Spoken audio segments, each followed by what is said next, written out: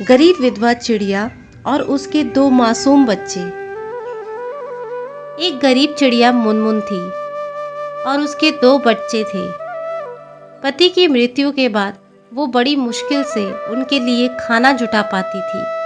वो दिन रात मेहनत करती ताकि वो अपने दोनों बच्चों का पेट भर सके। एक दिन वो खाने की तलाश में इधर उधर घूम रही होती है। तभी बादलों में तेज बिजली कड़कती है।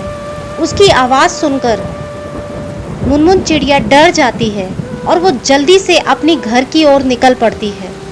वो जल्दी जल्दी घर पहुंचती है, पर बारिश के कारण आज भी वो खाना नहीं ला पाई थी और घर में भी अनाज का एक भी दाना नहीं था।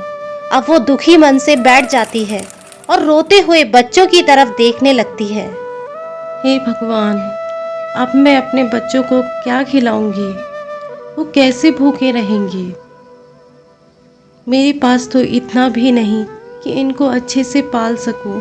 कैसे इनको पाल पाऊंगी? अब इस उम्र में मैं कैसे बारिश में जाऊंगी?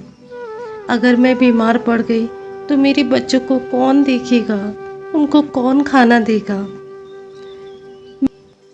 अपनी माँ को इस तरह से दुखी होता हुआ देख मुनमुन का बड़ा बेटा उसके पास आता है। माँ के आंसू पोंछ वो अपनी माँ से बोलता है, माँ, अब से मैं भी मेहनत करूँगा और आपके साथ काम पर जाऊँगा, जिससे हमारे घर में कभी अनाज की कमी ना हो। आप बिल्कुल भी चिंता नहीं करो, मैं भी आपके साथ मेहनत करूँगा। अपने बेटे की इस तरह की मासूम बातें सुन मुनमुन उसको अपने गले से लगा लेती है।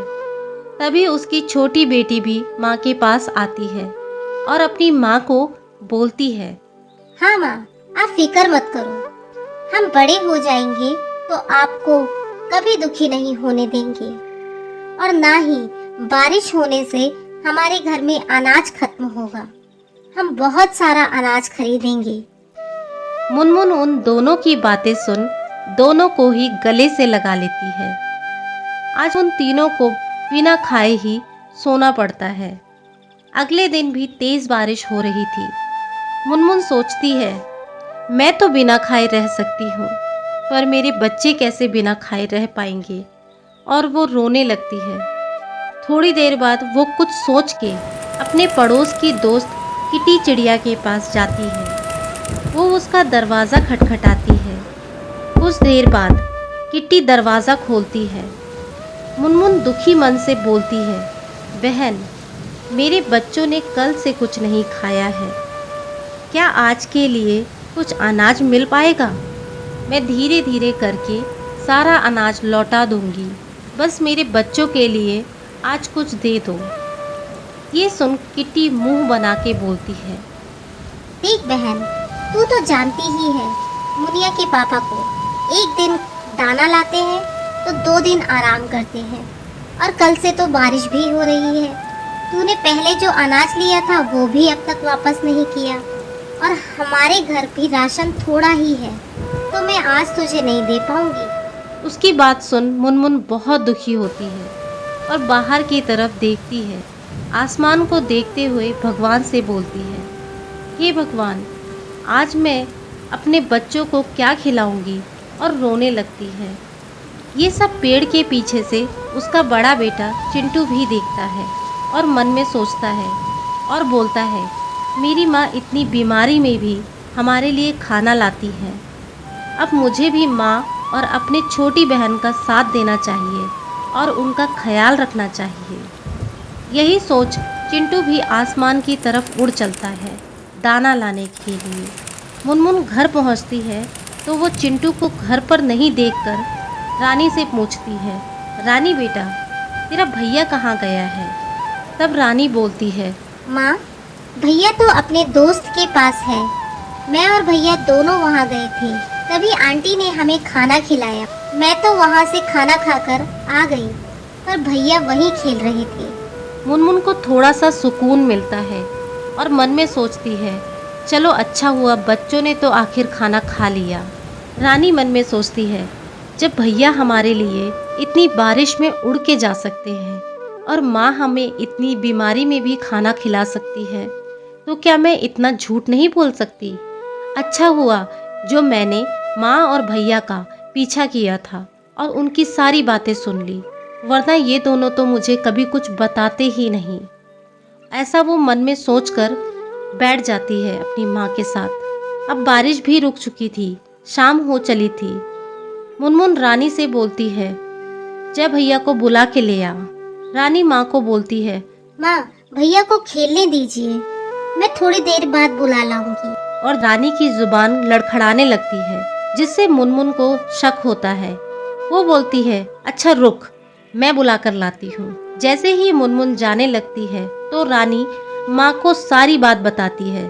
उसकी बात सुन मुनमुन पहले तो रानी को गुस्सा करती है, फिर उसे गले से लगा लेती है और पूछती है, भैया किधर की तरफ उड़कर गया था? रानी उसको हाथों से इशारा करके बताती है कि वो नदी वाली जगह पे उड़ के गए थे। अब मुनमुन उस ओर उड़ चलती है, चारों तरफ आवाज लगाने लगती है, पूरा का पूरा जगह आसपास की तरफ देख लेती है, पर उसे फिर भी चिंटू कहीं नहीं दिखता। अब रात भी बहुत हो चुकी थी। दुखी मन लेकर वो वापस घर की तरफ जाने लगती है। घर पहुंचकर दरवाज़ा खटखटाती है। चिंटू दरवाज़ा खोलता है।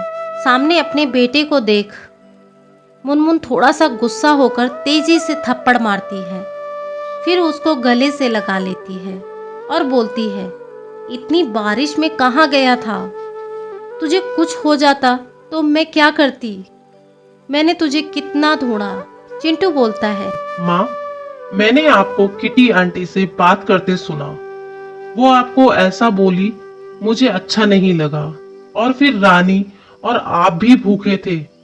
अब मैं बड़ा हो गया हूँ, मेरी भी जिम्मेदारी है आप दोनों का ख्याल रखने की। तब वो माँ को खाने के लिए दाना देता है। माँ पूछती है, तू इतना सारा अनाज कहाँ से लाया?